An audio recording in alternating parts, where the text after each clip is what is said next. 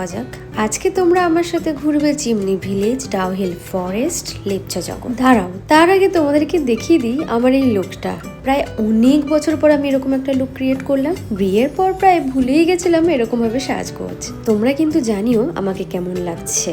আসা যাক এবার ভ্রমণের কথায়। রাস্তার বাঁ দিকের পাশ থেকে যে দেখতে পাচ্ছ একটা রেল লাইনের মতো ছোট ট্র্যাক রয়েছে, এখান থেকে কিন্তু সত্যি টয় ট্রেনের মতো রেলগাড়ি যায়। খুব ইচ্ছা ছিল দেখার, কিন্তু সেরকম ভালো ওই ধোয়া ওরা রেলগাড়িটা আমি দেখতে পাইনি। তবে এটা দেখেও মনটা খুব ভালো লাগছিল। পাহাড়ি রাস্তায় তোমাদেরকে আমি একটা টিপস দিতে পারি। তোমরা যারা সকালবেলা খুব হেভি ব্রেকফাস্ট করা পছন্দ করো না, পাহাড়ে এসে তো নিজের মন মতো ব্রেকফাস্ট পাওয়া যায় না, তাই আমি তোমাদের সাজেস্ট করব তোমরা যদি হালকা পালকা কিছু খেতে চাও তাহলে আমার মতো ছাতু ক্যারি করতে পারো। আমি কিন্তু প্রায় যে কটা দিন সকালে বেরিয়েছিলাম প্রত্যেক দিন এক গ্লাস ছাতু খেয়ে বেরিয়েছিলাম, আর অনেকক্ষণ খিদেও পায় না, শরীরটাও ভালো থাকে আর গাও গোলায় না।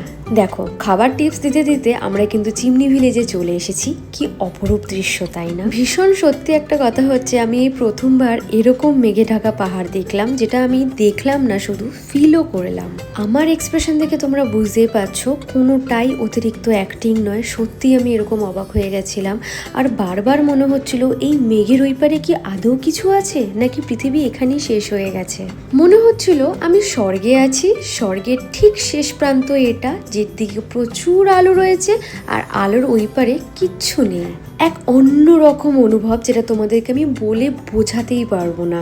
আমি চাই তোমরাও এরকম অনুভব নাও। এই চিমনি ভিলেজে সেরকম কিছু দেখার নেই, তবে এইখানে একটা অনেক পুরনো চিমনি রয়েছে, যেটাই দেখতে আমরা এসেছিলাম। কিন্তু আমার সত্যি কথা বলতে এখানের ভিউ খুব ভালো লেগেছে। চিমনি